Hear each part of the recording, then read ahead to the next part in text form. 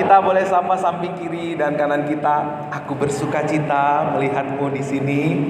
Ya, puji Tuhan. Hari ini kita akan kembali belajar bersama-sama tentang judul firman Tuhan ini ya, A Habitation for God, atau kita menyesuaikan diri kita dengan Tuhan. Nah, akhir-akhir ini kita diebohkan tentang seseorang yang punya pangkat tinggi, tiba-tiba dia punya jabatan tinggi, tapi apa yang terjadi? Akhirnya orang ini menjadi masalah besar, menyusahkan ya.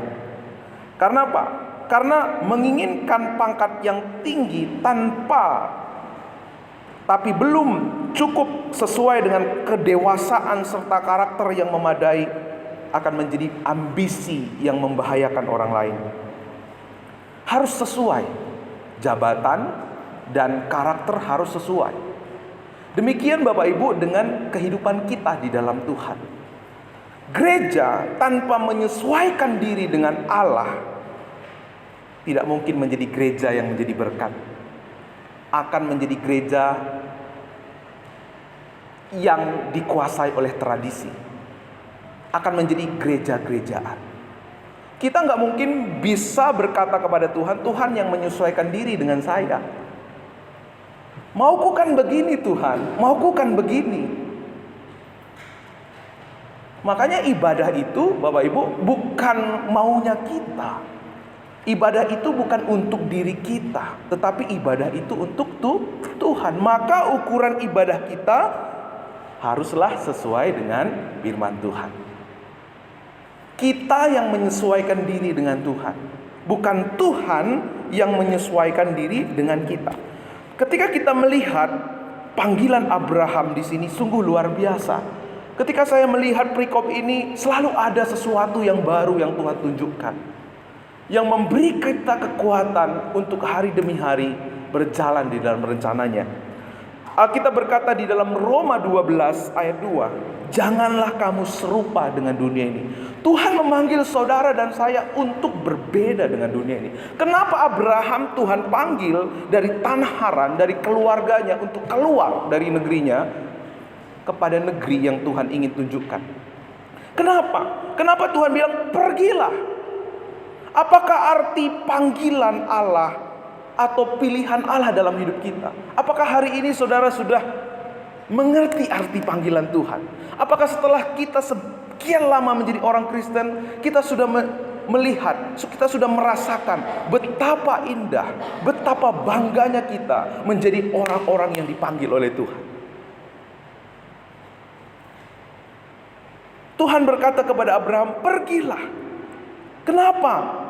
Karena cara Allah untuk memilih dan menguduskan kita adalah menyuruh Abraham untuk pergi. Karena cara Tuhan untuk menguduskan kita, apa arti kata kudus? Kudus itu berasal dari kata Ibrani, kados. Kados itu artinya dikhususkan, dipisahkan dari dunia ini. Ketika Abraham Tuhan panggil dari tanah Aran, Tuhan mau membedakan Abram dari orang-orang yang ada di kampungnya. Membedakan Abram dari keluarga yang lain yang tidak mengenal Tuhan. Waktu kita memenuhi panggilan Tuhan, berarti kita memutuskan dalam hidup kita, ya saya mesti berbeda dengan dunia ini. Ya saya mesti berbeda dengan cara-cara yang dilakukan oleh orang-orang dunia ini. Kita hidup dalam pimpinan Tuhan. Makanya arti gereja dalam bahasa Yunani itu eklesia. Eklesia itu keluar, klesia memanggil. Jadi gereja itu adalah persekutuan orang-orang yang dipanggil dari kegelapan untuk masuk ke dalam kerajaan Tuhan Yesus Kristus. Jadi kita adalah orang-orang yang dipanggil dari kegelapan dunia ini. Untuk apa? Untuk menjadi terang kasih Tuhan. Bilang sama samping kirinya, kamu dipanggil untuk menjadi terang kasih Tuhan. Ia telah melepaskan kita dari kuasa kegelapan dan memindahkan kita dalam kerajaan anaknya yang kekasih. Tuhanlah yang memilih kita. Bukan kita yang memilih Tuhan. Tidak ada seorang pun di antara saudara di sini yang memilih Tuhannya, tetapi Tuhanlah yang memilih kita. Wow. Makanya orang yang menyadari arti panggilan Tuhan, dia akan bangga kepada Tuhannya. Dia akan bangga karena Tuhan. Dia akan bermegah karena Tuhan. Karena kita adalah orang-orang yang dipilih oleh Tuhan. Di dalam 1 Petrus 2 ayat 9 sampai 10, tetapi kamulah bangsa yang terpilih, umat yang imamat yang rajani, bangsa yang kudus, umat kepunyaan Allah sendiri, supaya kamu memberitakan perbuatan-perbuatan yang besar dari Dia yang telah memanggil kamu keluar dari kegelapan kepada terangnya yang ajaib. Kita adalah orang-orang yang dipanggil oleh Tuhan, ditetapkan untuk menjadi berkat bagi bangsa-bangsa. Bukankah ini sesuatu yang luar biasa? Bukankah ini sesuatu yang menjadi kabar baik untuk kita semua? Kita melihat panggilan Abraham di sini di 2 Tesalonika 2 ayat 13. Akan tetapi kamu harus selalu mengucap syukur kepada Allah, karena kamu saudara-saudara yang dikasihi Tuhan, sebab Allah dari mulanya memilih kamu untuk diselamatkan dalam roh yang menguduskan kamu dalam kebenaran yang kamu percayai. Jadi Allah yang memilih kita bukan dari hari kemarin, bukan 2 tahun yang lalu, tetapi dari semula. Sebelum kita lahir ke dunia ini, dari kandungan ibu kita, Ia telah menenun kita. Ia telah menetapkan kita untuk menjadi berkat bagi bangsa-bangsa. Karena itu, ketika kita mengerti arti panggilan Tuhan ini, kita akan menjadi orang-orang yang bermegah karena Tuhan. Yohanes 15 ayat 16, bukan kamu yang memilih aku, tetapi aku yang memilih kamu, dan aku telah menetapkan kamu supaya kamu pergi dan menghasilkan buah, dan buahmu itu tetap, supaya apa yang kamu minta kepada Bapa dalam namaku diberikannya kepadaku. Di antara miliaran orang, di antara ribuan orang yang ada di kota Bogor, di antara ratusan ribu orang yang ada di Indonesia, di antara sekian miliar orang yang ada di dunia, Tuhan memilih saudara dan saya. Wow. Bilanglah sama samping kirinya, kamu dipilih Tuhan loh. Tepuk, tepuk, tepuk, tepuk.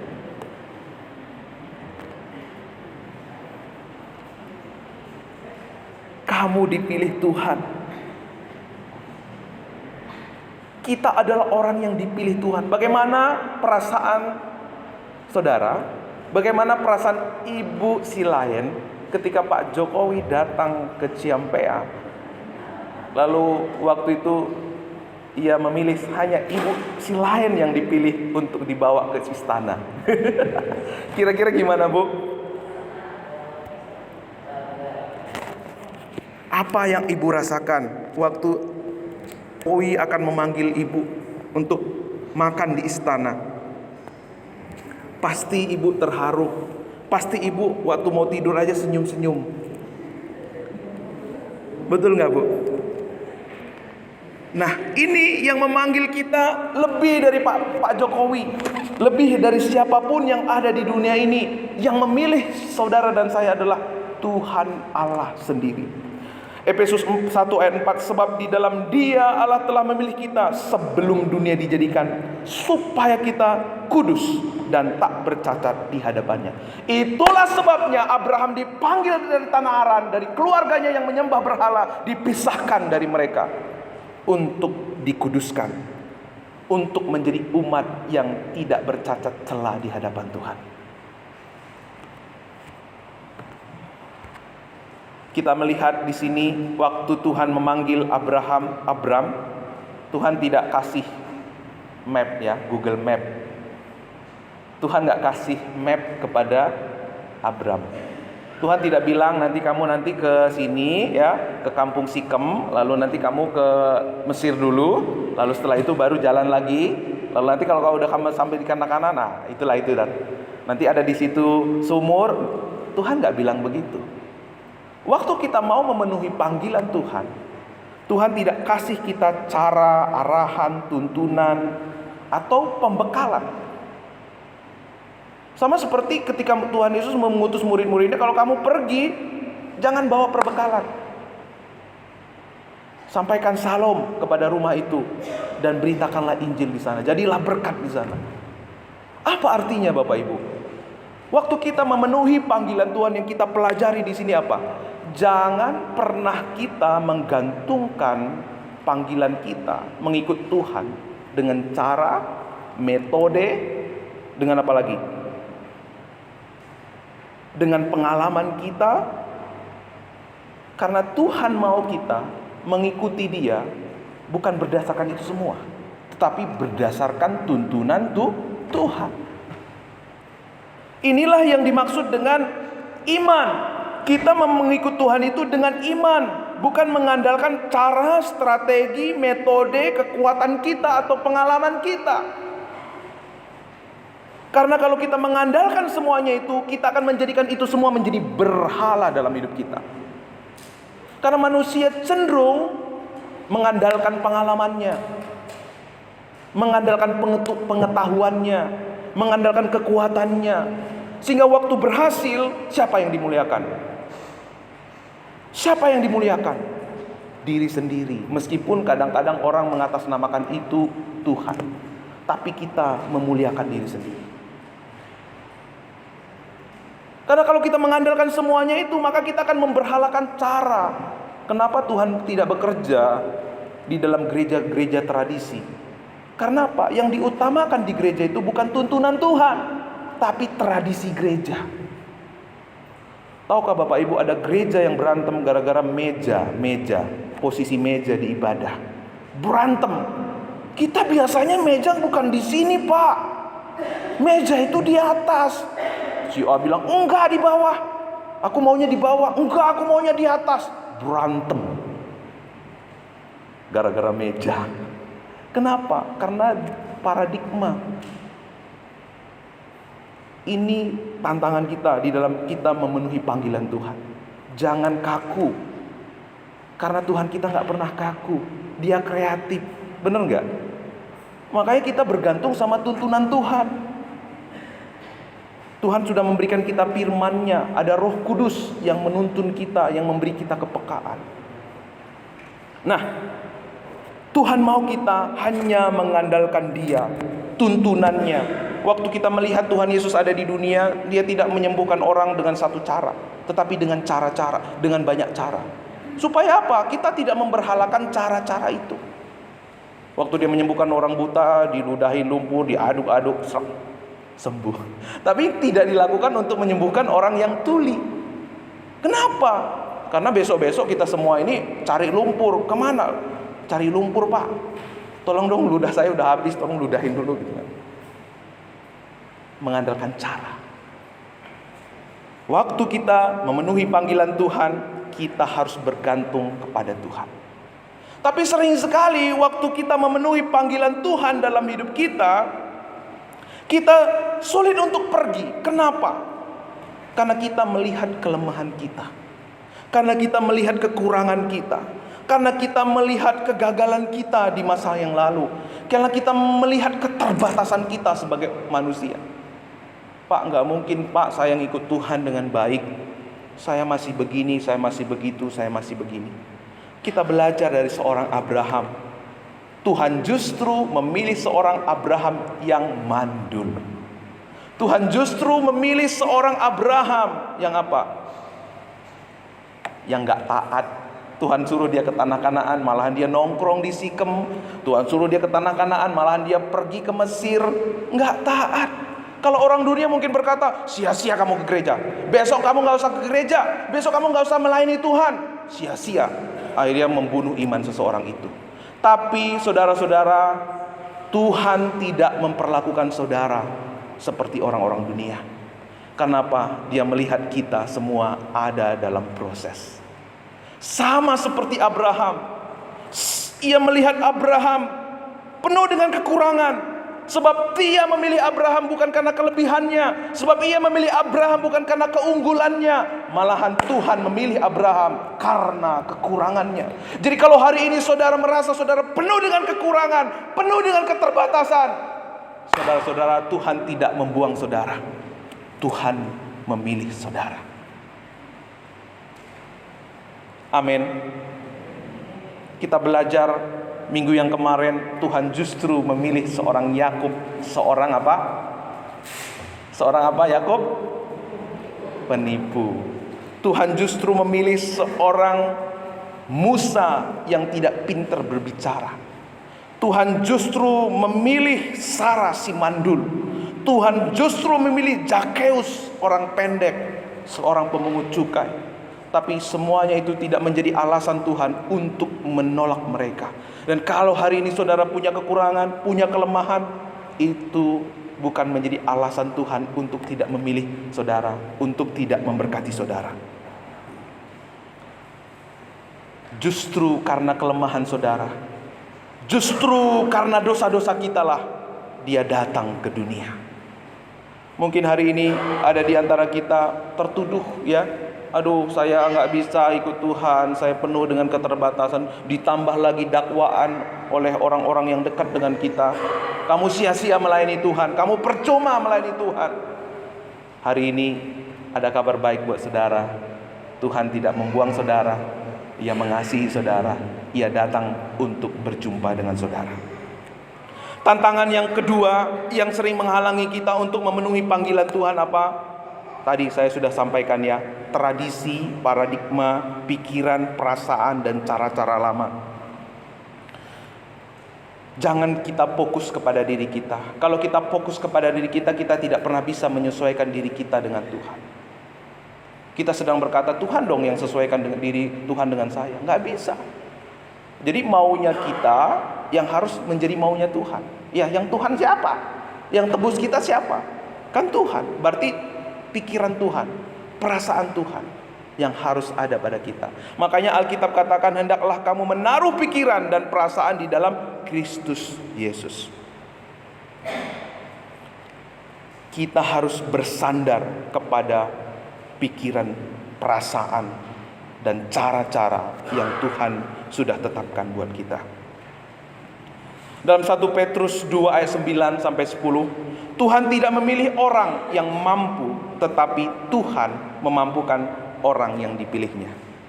Boleh kita baca sama-sama ya? Yuk, 1, 2, 3 ya.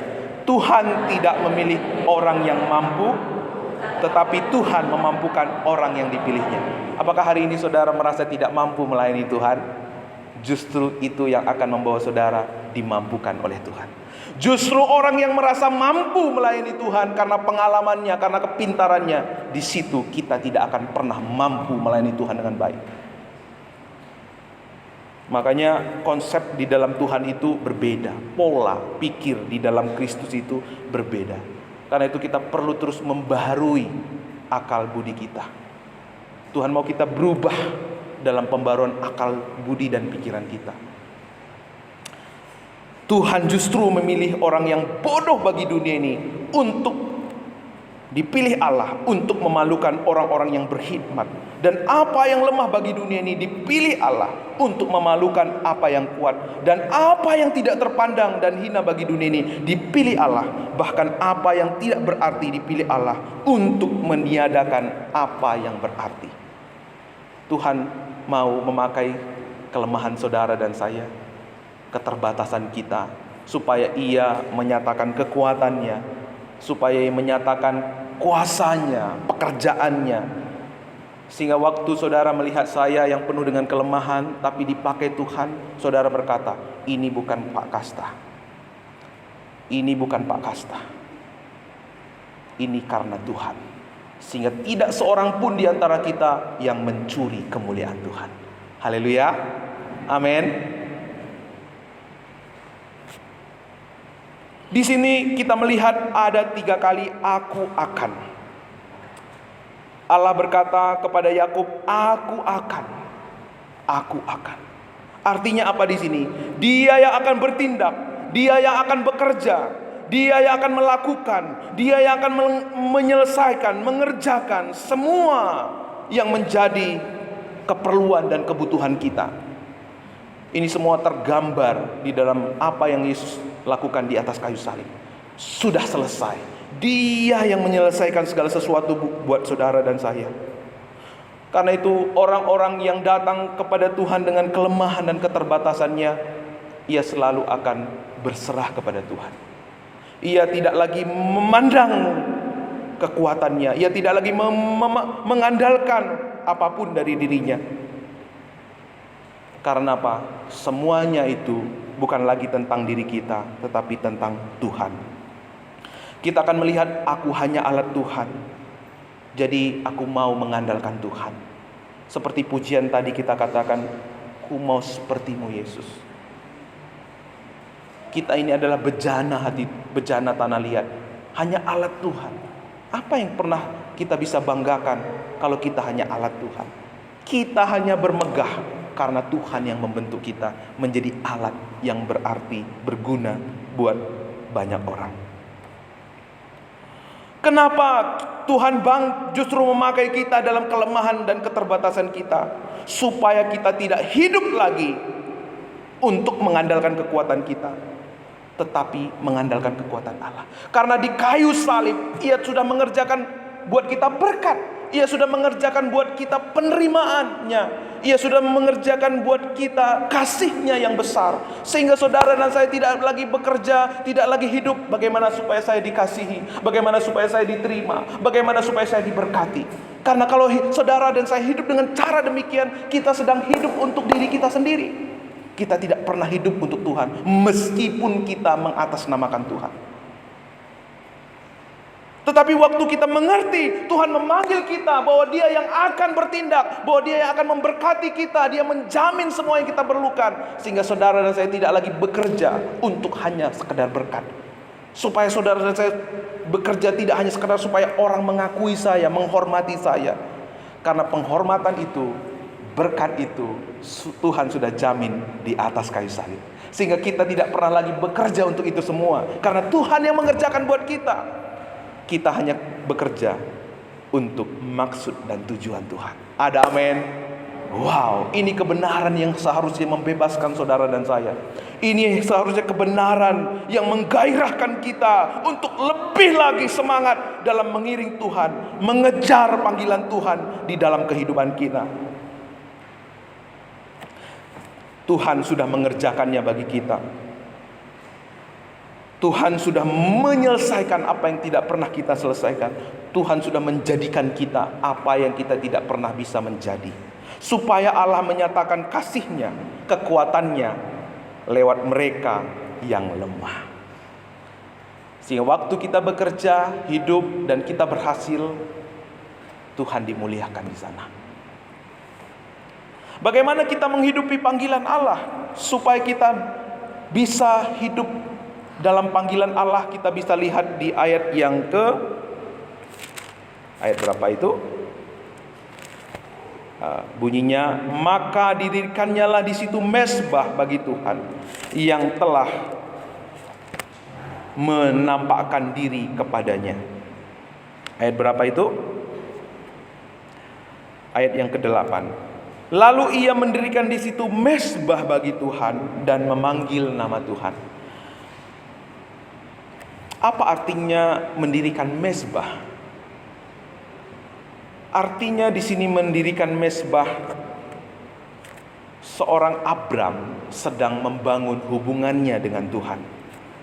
Seorang Abram sedang menaikkan syukur kepada Tuhan. Seorang Abram sedang mengakui, saya bisa tiba di tempat ini karena Tuhan.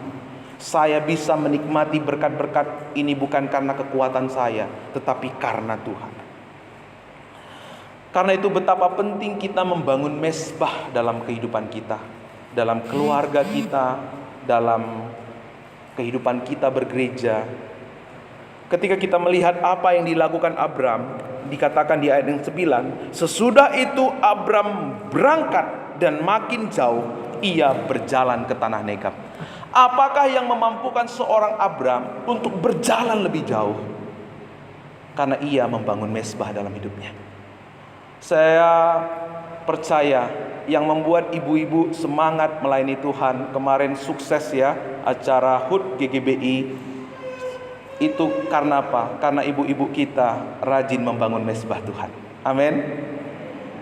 Bapak-bapak juga ya, bapak-bapak juga. Nanti saya nggak bisa pulang pula. Pak, dari mana pulangnya Pak? Saya jadi bahaya nanti ya. Karena membangun mesbah, membangun hubungan dengan Tuhan. Anak-anak muda juga semangat ya. Ibu-ibu kompak, pemuda bersemangat. Jadi semua saling melengkapi ya. Sehingga acara HUT GGBI kita bisa berjalan dengan baik. Dan percaya, waktu kita membangun mesbah dengan Tuhan, kita tidak akan pernah berkata, aku capek Pak melayani Tuhan, aku udah capek Pak dengan semuanya ini. Lihat Abraham, waktu dia membangun mesbah Tuhan, Alkitab katakan ia makin jauh. Artinya ia makin menerima kekuatan untuk terus berjalan dalam rencana Tuhan. Dia terus punya kekuatan untuk menggenapi rencana Tuhan di dalam hidupnya. Karena ia membangun mesbah. Karena waktu ia membangun mesbah itu dia sedang berkata, Tuhan, aku bisa sampai di sini bukan karena kekuatanku, tetapi karena Engkau. Aku bisa menerima berkat Tuhan, menikmati hidup. Ini semua bukan karena kekuatanku, karena pengalamanku, tetapi karena Engkau yang menjadi sumber segala sesuatu dalam hidupku. Engkau yang berjanji dan Engkau tidak pernah lalai dengan janjimu dalam hidupku. Sudah berapa lama kita menjadi orang Kristen? Apakah di beberapa titik kemarin atau hari ini saudara merasa letih melayani Tuhan? Sudah berapa lama saudara berkeluarga? Apakah sampai hari ini saudara merasa letih berkeluarga, punya anak-anak, punya suami, punya istri? Karena saudara melupakan satu hal dalam hidup kita yang teramat penting, yang sangat penting, yaitu membangun mesbah dengan Tuhan. Betapa pentingnya kita membangun mesbah di dalam Tuhan. Karena ketika kita membangun mesbah Tuhan, kita sedang berkata, Tuhan, ayo Tuhan isi pikiranku dengan pikiranmu. Ayo Tuhan isi perasaanku dengan perasaanmu. Ayo Tuhan isi hidupku dengan semua yang apa yang kau mau dalam hidupku. Kita sedang membuka corong berkat Tuhan tercurah atas hidup kita. Tapi kalau kita tidak membangun mesbah, kita sedang berkata kepada Tuhan, Tuhan aku masih punya kekuatan, Tuhan aku masih punya pengalaman. Sehingga apa? Semuanya itu terbatas. Uang kita terbatas, kekuatan kita terbatas. Pada akhirnya kita akan babak belur. Tapi Tuhan saudara dan Tuhan saya hari ini mengingatkan seluruh jemaat Gereja Baptis Babaton, supaya kita jangan melupakan satu hal. Cara kita merespon panggilan Tuhan, cara kita menggenapi panggilan Tuhan dalam hidup kita adalah membangun mesbah. Kita membangun hubungan dengan Tuhan. Saya melihat ada begitu banyak orang Kristen akhirnya gak mau lagi melayani Tuhan, gak mau lagi bergereja, gak mau lagi berdoa karena kecewa. Karena semua pelayanan yang ia lakukan tanpa mengutamakan hubungan dengan Tuhan. Waktu kita mau menjadi murid Kristus, saudaraku, bukan lagi kita yang hidup, bukan Tuhan yang menyesuaikan diri dengan kita, tapi kita yang menyesuaikan diri dengan Tuhan. Makanya dikatakan murid Kristus. Apa artinya ketika kita mau menjadi murid Kristus? Kita hidup sesuai dengan maksud Kristus, kita hidup dengan caranya Allah, kita juga hidup dengan tujuannya Allah. Tidak lagi dengan ambisi kita, tidak lagi dengan keinginan-keinginan duniawi kita, tetapi semua itu selalu bersumber dari Kristus. Karena itu dikatakan dalam Filipi 2 ayat 5, hendaklah kamu dalam hidupmu bersama menaruh pikiran dan perasaan yang terdapat juga dalam Kristus Yesus. Coba, kalau pikiran Kristus yang ada di keluarga kita, ibu-ibu sama suaminya bisa tengkar enggak? Berdebat gitu ya. Sini, enggak sini. Ya, akhirnya dangdutan. Ya kan? Coba, kalau pikiran perasaan Kristus yang ada di gereja ini, pernah enggak gereja kita pecah? Pernah enggak gereja kita akhirnya dingin, suasananya kaku, datang orang juga kaku gitu? Pasti semuanya selaras, atmosfernya jadi berbeda. Seperti yang kita alami saat ini. Amin. Kalau kita menyapa itu, waduh, orang yang kita sapa itu, wah, kita saling memberkati. Inilah cara kita untuk menghidupi panggilan Tuhan, membangun mesbah, membangun hubungan. Saya bersyukur ada anak-anak muda yang mulai sekarang baca Alkitab ya. Mereka rajin baca Alkitab, memberi laporan di grup. Luar biasa. Tepuk tangan dong untuk anak muda kita. Aduh, cuman tepuk tangan loh. Kasih tepuk tangan yang meriah. Iya, puji Tuhan ya. Cuman tepuk tangan aja kok susah. Bagaimana kita membangun mesbah? Bagaimana kita membangun mesbah dengan Tuhan? Dengan kita membangun kehidupan seperti yang Tuhan mau. Di dalam misi gereja kita ada 3 poros, Bapak Ibu Saudara. 3 poros yang akan menyentuh semua kebutuhan kita. Kemarin Pak Togu sudah menyaksikan lewat doa hari Rabu. Ini rahasia. Dulu saya ada di titik terendah. Aduh, masa sih begini gereja gitu kan. Katanya gereja ada damai. Tuhan nunjukin saya ini, ketiga ini. Ini yang menjadi jawaban kita. Ibadah raya yang menyentuh kehendak, lalu PA kehidupan yang menyentuh pengetahuan kita, lalu komunitas yang menyentuh perasaan kita. Kalau semuanya ini kita diproses di dalamnya, pasti membawa kita kepada pikiran dan perasaan Kristus. Ada berkat yang luar biasa di sini. Ada kekuatan yang akan kita peroleh. Mungkin saudara berkata, Pak, saya nggak sempat, Pak, waktu saya, aduh, saya udah capek pulang kerja itu udah. Saya bilang, waktu justru saudara ngikutin proses Tuhan ini, saudara punya kekuatan baru. Saudara tidak merasa letih. Karena itu janji Tuhan. Kamu akan berlari dan kamu akan tidak menjadi lelah. Kamu akan terbang dengan kekuatan sayapmu. Itu janji Tuhan buat kita. Sama seperti Abraham. Dikatakan Abraham berangkat dan makin jauh ia berjalan ke tanah Negeb. Kita bisa berjalan jauh. Kita bisa menerima kekuatan yang lebih saat kita membangun hubungan dengan Tuhan. Waktu kita diproses dalam 3 ini, saya menjamin orang-orang yang benar-benar diproses di dalamnya, ia tidak akan pernah lagi menjadi batu sandungan. Ia tidak akan menjadi perongrong. Ia tidak akan hidup lagi dengan cara-cara hidupnya yang lama. Dia akan menjadi orang yang berubah, dibaharui hari demi hari, menjadi berkat buat banyak orang. Nama Tuhan dipermuliakan. Kita tunduk kepala. Mari Bapak Ibu, firman Tuhan sudah disampaikan kepada kita.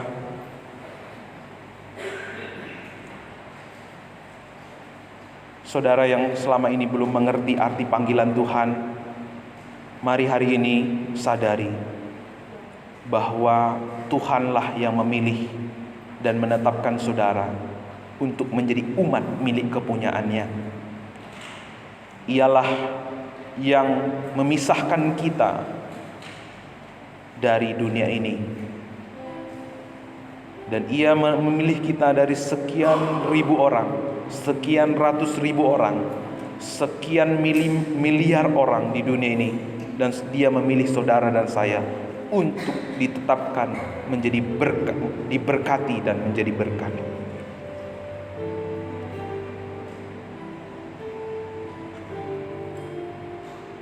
Apakah saudara selama ini merasa biasa-biasa saja ketika menjadi anak Tuhan? Hari ini sadari bahwa pilihan itu, panggilan itu begitu mulia, begitu luar biasa. Karena Tuhan memanggil kita tidak hanya untuk menerima berkat, tetapi menjadi berkat. Tuhan menetapkan saudara lewat hidup saudara. Mereka yang lemah akan dikuatkan. Lewat hidup saudara, mereka yang sakit disembuhkan. Mereka yang merana dipulihkan. Mereka yang berbeban berat diberikan kelegaan. Itulah kehidupan yang luar biasa, yang penuh arti.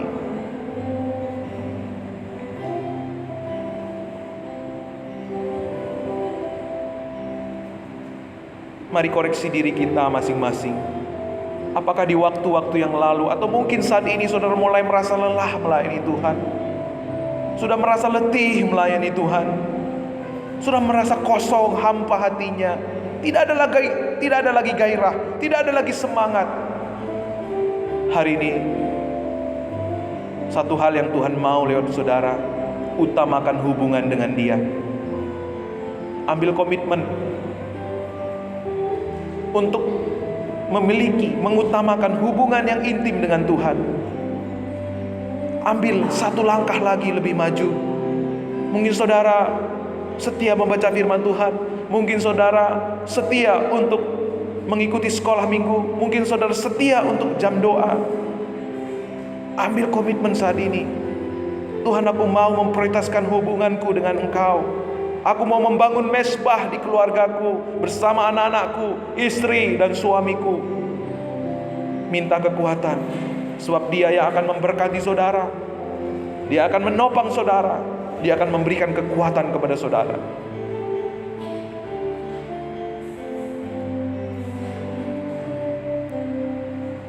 Selidiki aku, lihat hatiku, apakah ku sungguh mengasihi-Mu, Yesus, Kau yang Maha Tahu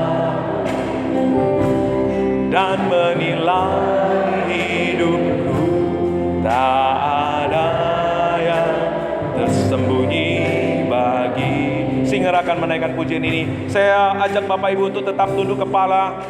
Ambil waktu kesempatan ini untuk berkomitmen di hadapan Tuhan. Dia menyediakan kekuatan baru bagi setiap komitmen saudara dan saya. Haleluya.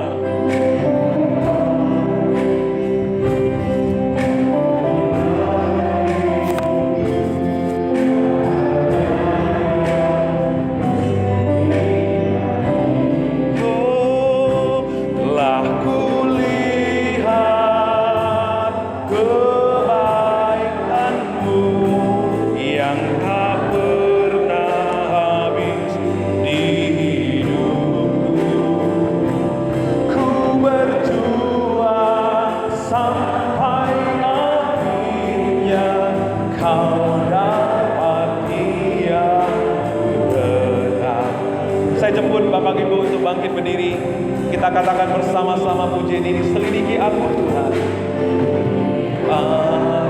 lihat hatiku, apakah ku sungguh mengasihi Yesus, Kau yang Maha Tahu dan menilai hidupku. Tak ada yang tersembunyi.